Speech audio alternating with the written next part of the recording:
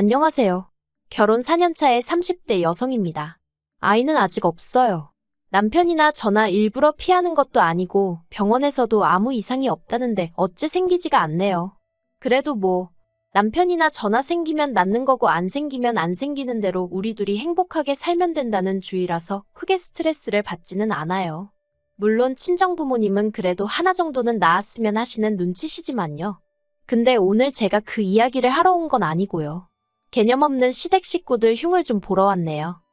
제가 시동생과 동서에게 반감을 갖게 된 이야기를 하려면 일단 제 결혼 생활부터 이야기를 해야 할 것 같습니다. 남편과는 대학교에서 선후배 사이로 알게 되었어요. 하지만 처음부터 가깝게 지냈던 것은 아니고 졸업을 앞두고 취업 스터디를 하면서 본격적으로 가까워졌네요. 지금의 회사에 합격하기 전까지 정말 무수히 많은 탈락의 고배를 마셨는데 그때마다 저한테 할 수 있다고 기죽지 말라고 힘을 준 사람이 지금의 남편이었거든요. 이후로 남편은 남편대로 저는 저대로 취업에 성공했고 어느 정도 회사 생활에 적응을 하고 나서는 진지하게 사귀기 시작했습니다. 어느 다른 연인들처럼 울고 웃으며 추억을 만들어갔지요. 그렇게 5년을 만났을 때 남편이 먼저 결혼 이야기를 꺼내더라고요. 이 정도면 우리 서로 알건 다 알지 않냐면서 이제 한 집에서 살자는 투박한 프로포즈였어요. 그런데 남편에게 프로포즈를 받고 처음 시댁에 인사를 드리러 간 날이었습니다. 여담이지만 결혼 이야기가 나오기 전에는 한 번도 시부모님을 만나뵌 적이 없어요. 남편이 자리를 만들지도 않았고 제가 먼저 뵙고 싶다고 한 적도 없었거든요. 그래서 처음 인사를 드리러 가는 자리가 무척 긴장이 되더라고요. 그런데 제가 인사를 드리러 간 날, 집에는 생각지도 못한 손님이 와 있었습니다. 그건 바로 시동생의 여자친구, 그러니까 지금의 동서였지요. 동서는 시동생과 연애를 시작한 이후로 곧잘 시댁에 드나들고 있었고, 저도 그 사실은 남편에게 들어서 알고는 있었어요. 하지만 뭐랄까, 제가 인사를 드리러 가는 날까지 동서가 그 자리에 와 있을 이유가 있나 싶더라고요. 엄밀히 말하면 당시에는 시댁 식구도 아니었으니까요. 하지만 제 그런 생각과는 별개로 어머님 아버님과 저와 남편이 테이블을 가운데 놓고 둘러앉았는데 시동생과 동서도 자연스레 합석을 하대요. 제가 남편에게 슬쩍 동서는 어디 다른데 가 있으라고 하면 좋겠다고 눈치를 줬습니다. 하지만 남편도 상황이 여의치가 않은지 말할 타이밍을 못 잡더라고요. 그래서 어쩔 수 없이 저 여자는 지금 없는 사람이다 생각하고 최대한 어머님 아버님께 집중하며 대화를 이어나갔어요. 그런데 그때 동서가 할 말이 있다며 대화에 끼어들었습니다. 좀 당황스러워서 동서를 쳐다봤는데 동서는 저는 안중에도 없는 눈치였어요. 그리고는 금세 눈에 닭똥 같은 눈물을 주렁주렁 매달고선 어머님 아버님더러 자기들이 먼저 결혼식을 하게 허락해달라대요.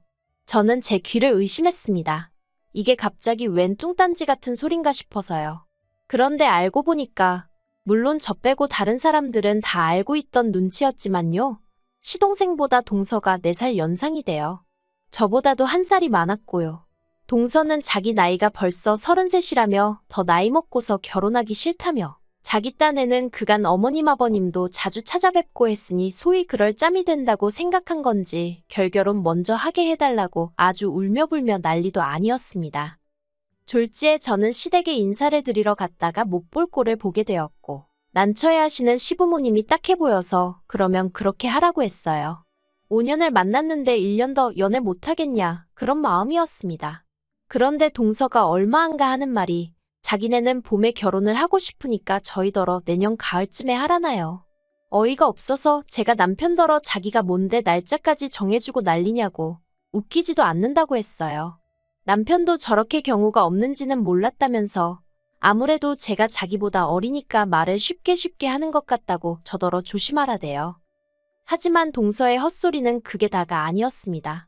결혼 준비를 하는 과정에 있어서 어머님이 저희를 부르셨는데요. 어머님이 하시는 말씀이 동서가 얼마 전에 그러더랍니다. 자기네는 많이 배우지도 못했고 직업도 불안정하니까 시부모님이 많이 도와주셔야 하고 반면에 저희는 둘 다 좋은 직장을 다니고 있으니 알아서 잘할 거라며 한마디로 그러니까 자기들한테 결혼 자금을 몰아달라 했다는 거예요.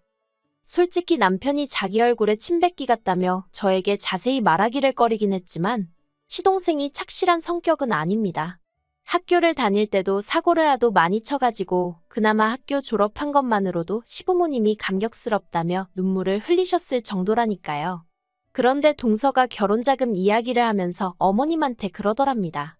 자기 남편, 그러니까 시동생이 저러고 사는 건 형인 저희 남편한테 하도 치여서 그런 거라고, 그러니까 어머님이 많이 신경 써주셔야 한다고요. 이렇게 표현해도 될지 모르겠지만 저희 어머님이 기억력은 좋으신데 눈치가 좀 없으세요. 그러니 그런 이야기도 저희한테 별 생각 없이 하셨겠지요. 하지만 어머님은 어떤 기분이셨는지 몰라도 저나 남편은 기가 차서 말도 잘 안 나왔어요. 시쳇말로 자기가 이 집에서 뭐나 되는 줄 아나? 어떻게 어머님을 상대로 그런 이야기를 하지 싶은 게 생각할수록 어처구니가 없더라니까요. 남편도 시동생 사고친 거 수습하느라 가져간 재산만 얼만 줄 아냐면서 그러고도 정신을 못 차리고 맨날 편하고 쉬운 것만 찾으려고 하니 그 모양으로 사는 거 아니냐고 어머님한테 화를 냈어요. 그리고는 결혼자금을 얼마를 누구한테 해주시던 간에 그건 어머님 아버님이 알아서 하실 일이지만 누구 하나 마음 상하게는 안 하셨음 좋겠다 하더라고요. 하지만 어머님에게 시동생이 아픈 손가락이었던 건지 아니면 동서가 말을 잘한 건지 결국 전셋집 얻어주셨습니다. 동서가 저한테 얘기를 해줘서 알았지 어머님도 저희에게 미안하셨는지 그런 이야기는 안 하셔서 전혀 모르고 있었어요. 그리고 저는 그때만 하더라도 남편이 어머님한테 해놓은 말도 있고 하니 저희도 결혼할 때 비슷하게 해주시려나 그런 기대가 약간은 있었네요. 그런데 이게 웬걸요. 막상 저희 결혼할 때 되니까 돈이 없다고 저희 둘이 알아서 하라고 하시대요. 그래서 결국 친정부모님이 전세에 보태라고 1억 해주시고 거기에 저희 둘이 모은 돈과 대출을 합해서 신혼집을 장만했어요. 혹시나 해서 하는 말이지만 이 부분에 있어서 제가 더해가서 억울하고 그런 건 전혀 없었습니다. 연애하는 동안 제가 봐온 남편은 워낙 바르고 착실했던 데다가 당시 상황이 여의치 않았을 뿐이지 앞날이 창창한 사람이었으니까요. 그렇게 저희는 경기도에 위치한 작은 아파트를 구입, 그곳에서 신혼살림을 시작했습니다. 이후로 시댁 식구들과는 좋을 것도 나쁠 것도 없이 대면대면하게 지냈어요. 어쩌다 한 번씩 가족 모임이 있어 모이면 동서는 어머님 옆에 딱 붙어 앉아서 싹싹한 며느리 노릇을 자처했는데 마치 자기와 어머님이 이렇게 친하다는 걸 저에게 과시하고 싶어하는 모양새였달까요. 그리고 저희 어머님은 그런 동서를 무척 예뻐하셨어요. 나중에서야 알게 된 게 어머님께 동서는 당신의 못난 자식이랑 살아주는 고마운 며느리였고 저는 당신의 잘난 아들 덕분에 호강하고 사는 배부른 며느리였더라고요. 그러다 지금으로부터 약 2년 전이었어요. 시동생이 가게를 차리고 싶다고 어머님께 이야기를 했다더라고요. 그런데 가게를 뭐 공짜로 차리나요? 돈이 있어야 차리지. 그러니까 한마디로 어머님 떨어 돈을 해달라는 얘기였던 거예요.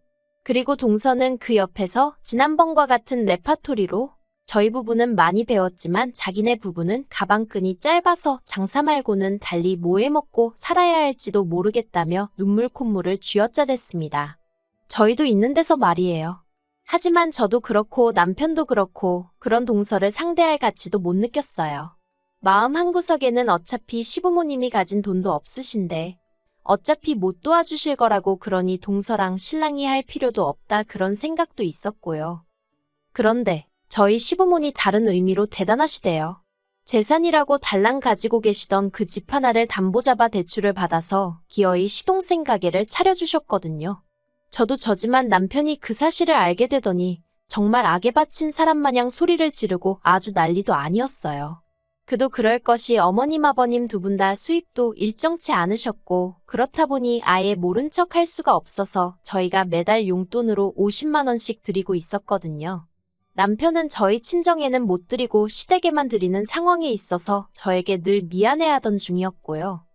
시부모님하고 연을 끊겠다는 남편을 제가 뭐에 씌웠었는지 그러면 안 된다고 말렸습니다. 그래도 자식돌이는 하고 살아야 하지 않겠냐고 남편을 설득했지요. 지금 생각하면 제가 제 발등 찍은 게 맞아요. 하지만 그때는 그래도 그렇게 중간에서 중재를 하는 것이 제 역할이라고 생각했거든요. 그래서 제 덕분이라고 해야 할지. 아무튼 시부모님하고 전보다 더 대면대면하긴 했지만 얼굴은 보고 살았어요. 한편 시동생이 차린 가게는 핸드폰 가게였는데 처음에는 그래도 오픈빨이라고 해야 할지 장사가 그럭저럭 되는 것 같더라고요. 저는 말은 안 했지만 저 때 방심하지 말고 더 열심히 해야 할 텐데 하고 생각했어요. 하지만 뭐 세상사가 제 뜻대로 되는 적이 있던가요? 몇 달 가게가 장사가 좀 된다 싶었는지 시동생이 차를 뽑았더라고요. 국산이긴 했지만 그래도 4천이 넘는 세단으로요. 게다가 가족끼리 밥 먹는 자리에 동서도 명품백을 척하니 메고 나왔대요. 그리고는 제가 묻지도 않았는데 요새는 이 정도는 들어야 사람들이 무시를 안 한다는 둥 어쩐다는 둥 헛소리를 해대는 거예요. 그러면서 저더러 언제까지 그렇게 청가방이나 들고 다닐 거냐면서 그러고 다니면 회사에서 무시당하지 않냐고 동료들이 말은 안 해도 저를 어지간히 깔보고 있을 거라나요. 정말이지 하는 말이 꼴 같지도 않아서 그거야 사람들 생각하는 수준에 달린 거 아니겠냐고 한마디 해버렸네요. 무슨 뜻이었는지 알아들었는지는 모르겠지만요. 그리고 아니나 다를까 작년 가을쯤 장사가 너무 안 돼서 권리금도 못 받고 가게를 넘겼다는 소식이 들려오대요. 별로 놀랍지도 않았습니다. 그러다 결정적인 일이 터진 게 바로 올해 초였어요. 그날은 원래 친정부모님과 저희 부부 이렇게 넷이 여행을 가려던 날이었는데 이른 아침부터 어머님이 급하게 저희 부부를 찾으시대요. 그래서 여행을 미루고 시댁에 가게 되었습니다. 가는 내내 저는 저대로 친정부모님께 미안해서 마음이 안 좋았고 남편은 정초부터 부르는 게 심상치가 않다며 기분이 가라앉아 있었어요. 그리고 노래가사처럼 슬픈 애감은 틀리지가 않대요. 어머님이 저희 부부를 부르신 이유는 한마디로 돈 때문이었거든요. 어머님이 그동안 저희한테 몇 번이나 이야기하려고 했었다며 서류 몇 장을 내미셨습니다. 장황하고 복잡하게 여러 가지 내용들이 적혀 있었는데 그 중에서도 눈에 딱 들어온 건 어머님이 꽤나 긴 시간 동안 대출을 갚지 않고 계셨더라고요. 아니 더 정확히 표현하자면 시동생이 갚았어야 하는 대출인데 시동생이 그동안 나 몰라라 하고 있었던 거지요. 그러자 결국 은행에서 어머님 아버님 사시는 아파트를 임의경매로 넘긴다고 편지를 보내온 거였어요. 어머님이 저희더러 일을 어쩌면 좋겠냐 하시더니 혹시 돈 좀 있냐고 그러셨습니다. 제가 얼마나 필요하시냐고 물었어요. 일단 급한 불이라도 꺼야 하지 않을까 싶어서요. 그러자 어머님이 기다렸다는 듯이 다행이다 하시면서 일단 1억부터 보내랍니다. 제 예상을 훨씬 웃도는 액수라 저도 모르게 헛소리를 절로 냈어요. 그리고 옆에 있던 남편이 진짜 너무한 거 아니냐면서 버는 사람 따로 쓰는 사람 따로냐고 소리를 지르더라고요. 돈도 없지만 있어도 절대 못 준다면서요. 그리고 그때 작은 방 방문이 열리면서 시동생이랑 동서가 나오대요. 방에 있었으면 진작에 나올 것이지. 자기들한테 불리한 상황이니까 숨어있던 거잖아요. 얼마나 한심하고 꼴 보기가 싫던지요. 제가 시동생더러 차는 팔았냐고 물었습니다. 그랬더니 차는 못 판답니다. 팔아봤자 얼마 건지지도 못한다고. 그리고 요새 차 없으면 사람들이 사람 대접도 안 해준다나요. 그리고는 뒤이어 하는 말이 정말 가관이었습니다. 자기는 어머님 떨어 돈을 해달라고 했지 대출을 받으라고 한 적은 없다면서 억울하다는 거예요. 듣다 못한 남편이 결국 화를 주체하지 못하고 네가 사람이냐면서 시동생을 때렸습니다. 한 대 맞고 나자빠진 시동생이 아프긴 한지 지턱을 부여잡고는 어머님더러 진짜 이게 뭐냐면서 그깟 돈 몇 푼 때문에 자기가 이렇게 맞아야 되냐고 아주 악을 쓰는 거예요. 어머님한테 막무가내로 대드는 시동생을 보고 있으니 그동안에도 못난 사람인 건 알고 있었는데 정말 한심하더군요. 그리고 그런 상황에서 어머님은 그런 시동생에게 한마디 따끔하게 하는 대신 저희 남편더러 동생을 때리면 어떡하냐셨어요. 결국 보다 못한 제가 어머님더러 어머님도 정말 너무하신 거 아니냐고 한마디 했네요. 저희 남편 그러니까 어머님 큰아들이 상처받을 건 안중에도 없으신 거냐고요. 그러자 이번엔 동서까지 나서서는 저더러 야 너 그러더니 나이도 어린 게 어디서 나서고 난리냐입니다. 그리고는 저더러 남편 단속 똑바로 하라면서 아무리 형이라고 동생을 때리면 되냐고 그러면서 너네 돈 많냐더니 자기가 저희 부부를 고소할 거라면서 콩밥 먹을 준비나 하라나요. 어이가 없어서 하려면 해라 이 미친 엑스야 하고는 너나 네 남편 단속 똑바로 하라고 부모 형제도 못 알아보는데 나중에 너는 알아볼 것 같냐고. 제 딴에는 악담이란 악담은 다 퍼부은 것 같아요. 그리고 그 와중에 어머님께선 다들 그만두지 못하냐 하시면서도 저더러 아랫동서이긴 해도 저보다 나이가 많은데 말을 그렇게 하면 쓰냐입니다. 정작 먼저 말 놓고 야노한 건 그쪽이었는데 말이지요. 정말이지. 한결같은 어머님의 태도에 신물이 나대요. 집안은 온통 쑥대밭이 되었고 저랑 남편은 그대로 시댁을 빠져나왔습니다. 차에 올라타자마자 남편이 눈물을 펑펑 쏟아내더라고요. 저한테 미안하고 면목이 없다면서 한참을 울었어요.